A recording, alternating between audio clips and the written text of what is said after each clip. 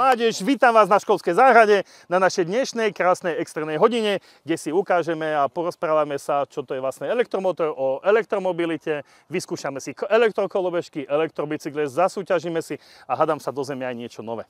Stretli sme sa tu dnes kvôli tomu, aby sme si priblížili problematiku elektromobility. Zároveň tým, že vlastne na záhrade máme vlastnú fotovoltiku nainštalovanú, sme si chceli ukázať, že elektromobily, elektrobicykle, elektrokolobežky sa dajú nabíjať aj obnoviteľných zdrojov energie. Srdcom každého elektrozariadenia nejakého je elektromotor. Predpokladám, že na fyzike ste už niečo také mali? Určite. Ja viem, že hej. Ja viem, že áno, pretože som sa na to špeciálne opýtal. Vaše vedomosti budú istotne úžasnejšie, ako boli na monitore, ale o tom inokedy. No a taký elektromotor nám predvedú chalani, takže vás poprosím, chlapci. Ono to funguje tak, že tá elektrická energia sa mení na mechanickú prácu. Výborne. A už nám to krásne ide, krásne. Teda elektrická energia ide a v podstate je premenená na mechanickú. V našom prípade teda rotačnú, kedy vlastne roztočí nejaký riadeľ alebo niečo podobné. Ak napojíme cievku na elektrický prúd, vytvára sa tam elektromagnetické pole. Magnet, teoreticky viete, keď sa dajú rovnaké poly magnetu k sebe, čo sa deje? Odpudzujú sa? Odpudzujú sa? Výborne. Keď dáme rovnaké? Tak sa prilepia. No, výborne, presne opačne, ale nevadí. Tak skúsime ešte raz. Keď dám opačné, tak sa pritiahnu. Keď dám rovnaké póly, odpudzujú. Výborne. A presne na takomto princípe by to malo fungovať. Takže v podstate tu vzniká magnetické pole a pomocou tohto magnetiku by sme to teoreticky mali roztočiť tým, že sa to bude od seba odtískať, odpudzovať. No, poď. To je ten druhý magnet, myslíš, že tento? Už nám to frčí. Vidíme? Nádherné. Jednoduchý elektromotor sme. Sice nám bude na nič, lebo to neutiahne ani práčku, ani nič, ale vo väčšom meradle istotne takéto elektromotory máte doma. Mojím hlavným cieľom bolo zistiť vlastne postoje detí k elektromobilite ako takej, k využívaniu týchto zariadení, či sú to kolobežky, alebo bicykle, alebo autá, pretože ten pohľad mladých ľudí je niekedy veľmi odlišný od pohľadu dospelého človeka. Na dnešnej hodine sa máme teda porozprávať o elektromobilite.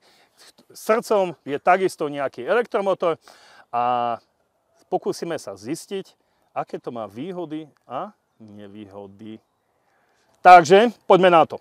Lebo všetci vravia, že elektromobilita je fantastická vec, ale skúsime nájsť aj nejaké negatíva a skúsime teda druhá skupina nájsť aj nejaké pozitíva. Vedome som išiel rovno do diskusie, pretože deti máme zhovorčivé. Milo ma prekvapili, ako zodpovedne sa pripravili na tú diskusiu. Aj tie ich argumenty boli niekedy síce podporené umelou inteligenciou, ale aj s tým treba naozaj vedieť pracovať v dnešnej dobe. Tak poďme na to. Prečo? Produkujú menej emisí a plynov. A emisie to je čo? To je proste odpad znečisťujúci, čo nám ovzdušie znečistí. Áno, to je to, čo ide z výfuku, hej, dajme tomu. Dobre, tých motorových aut. Áno. Fajn, dobre, môže byť. My sme sa zhodli tak, že na výrobu batérií je treba viac emisí, ako vyprodukuje jedno auto. Hej. Ale keď potom máte baterku a tie emisie proste sú na ne, tak potom keď máš to auto, tak to produkuje menej emisí, takže sa to vyrovná. No. Takže, No. a aj tak, keď máš spaľovací motor, tak tiež musíš využiť nejaké tiež emisie, tiež sa to musí prepravovať, tá ropa a všetko. Takže aj tak, aj tam sa tie emisie tvoria pri spracovaní ropy. Takže emisie, prvá vec, hej, tvorba emisí. Výborne, máme ďalší argument za. Je tižšie ako spaľovací motor. Čo si o tom chalani myslíte vy? Nie je to výhoda, lebo potom napríklad chodci nepočujú auto a môže ich zraziť, lebo je to väčšie nebezpečné na ceste. Ale v autách sú, teraz sa tam už akože pridávajú, ako sa to povie? Senzory? Dobre, výborne, super, môžeme ďalej. Čo ste ešte našli, babi? Nabíja sa na obnoviteľných zdrojoch. Výborne, super. Obnoviteľné zdroje. Poprosil by som moju štajmatnú asistentku, aby mi zapísala obnoviteľné zdroje. Máme ďalšie? Niečo, dievčatá, ešte? No, je to ešte stále vo vývoji. Vyvíja sa. Áno, vyvíjajú sa. Elektromobily sa vyvíjajú. Predstav si, že pred 20 rokmi, ako vyzeral mobil a proste nedal sa na ňu nič robiť a postupom času sa to vyvíjalo. A teraz môžeš proste robiť všetko na mobile, skoro všetko. A proste teraz, keď je to novodobá vec, tak sa to môže časom vyvíjať a bude to lepšie ako spaľovací. Dobre. Pre vašu informáciu, prvý elektromobil bol vyrobený asi tak pomaly už 100 rokov to bude. No, Ale je pravda, že sa to v môže žiadnom sa to prípade vyvíjať neuchytilo. Neuchytilo sa to a v podstate tento bull elektromobility prichádza až teraz. Hej, veľkí výrobcovia, v podstate každá nejaká tá značka už má svoje elektro teda vo svojom portfóliu. Výborne a samozrejme súvisí to aj s príchodom klimatickej zmeny, či máme, či nemáme, či veríme, neveríme a jednoducho to tu bude. Pohľad detí na dopravu, elektromobilitu a veci s tým súvisiace, to znamená obnoviteľné zdroje, klimatická zmena, alebo to jedno s druhým súvisí, nie sú, by som povedal, na tej správnej ceste. Jednoducho vidno, že nie všetky deti chápu, v akej situácii sa Zem práve nachádza, čím vieme ju posunúť ešte alebo zachrániť, aby bola použiteľná pre tie ďalšie generácie, lebo tá cesta, po ktorej by sa tieto deti vydali, by asi neskončila práve šťastne. Výborne, krásne ste si to nachystali, ale veľmi pekne ďakujem. A teraz sa môžeme pozrieť na to, čo mňa teda zaujalo. Takže poďme na tie vstupné náklady. To ma tak zaujalo, teda už si mi teda odpovedal na otázku, že teda tie vstupné náklady sú pri elektre vyššie. Sú vyššie a s tým súvisí druhá vec a to je prevádzkový náklad. Čo je lacnejšie teda? Prevádzkovať elektromobil alebo benzínové? Lebo by ma tak zaujímalo, keď bavíme o prevádzkových nákladoch, koľko vás vyjde 100 km benzínového auta a koľko z toho elektrického? Spočítal to niekto? Ja Tereska, mala si? No daj. No veď za 100 km je 3,1 €.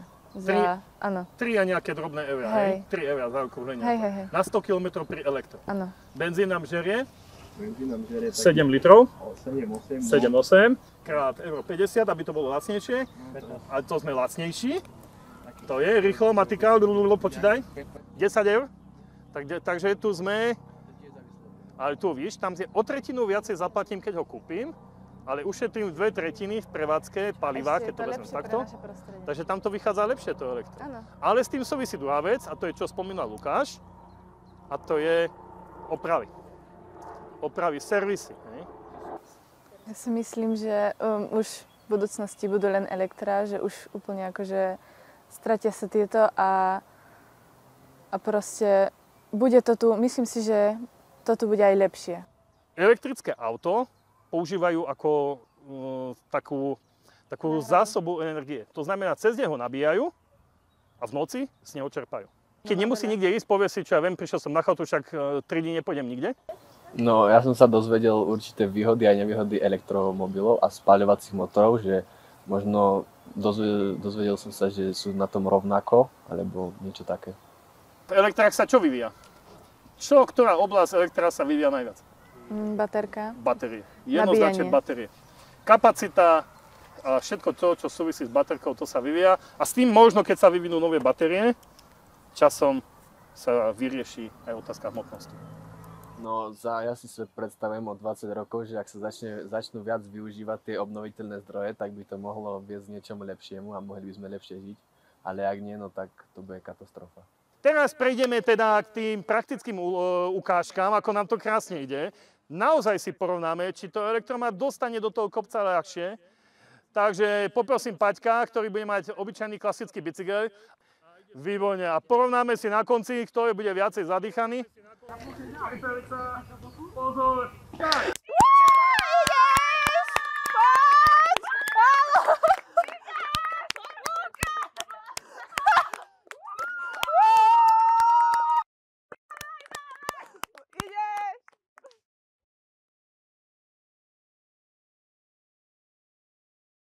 Krásne, na praktickej ukážke sme teda videli nespornú výhodu elektra a to je, že nás dostane na miesta, na ktoré nás obyčajný bicykel nedostane.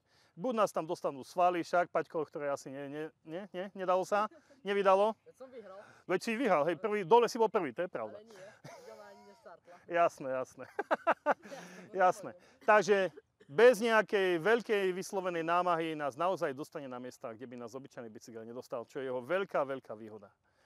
Výborne. Takže nech sa páči, ja teraz dodám slovo našim rozhodcom, ktorí teda nám prednesú záverečný verdikt, ktorá strana nášho sporu elektromobilita áno, nie, vás teda presvedčila. Nech sa páči. My sme sa rozhodli na spoločnom názore, že spaľovacie motory sú lepšie. Lepšie? Lebo? Pretože že je ľahšie natankovať ako Nabiť? auto nabiť a ešte, že sa to dá ľahšie opraviť. Dobre, ale elektro teda dávame mu šancu, či nie? Tak by som sa spýtal a tým úplne skončíme. Čo navrhujete, aby sa elektro posunulo vpred a vyrovnalo sa teda tým spaľovákom? Čo by ste teda odporučili? Aspoň 2-3 veci. Všetci. Čo by ste navrhli? Aby sa toto, čo vy vnímate ako výhodu spaľováku, dostalo na približne rovnakú úroveň. Je rýchlejšie nabíjanie. Rýchlejšie nabíjanie? Viac tých. Výborne. Infraštruktúra, teda viacej nabíjacích staníc? Mechanikov, čo by sa tomu venovali. Výborne, super. Tieto 3 veci a potom to hádam už pôjde a už to bude na slobodnom rozhodnutí každého človeka. Sice čo je aj teraz, ale tá finančná stránka je stále nákladnejšia. Super, ja vám veľmi pekne ďakujem za pozornosť, že ste sa aktívne zapájali na dnešnej hodine. No a vidíme sa teda o týždeň.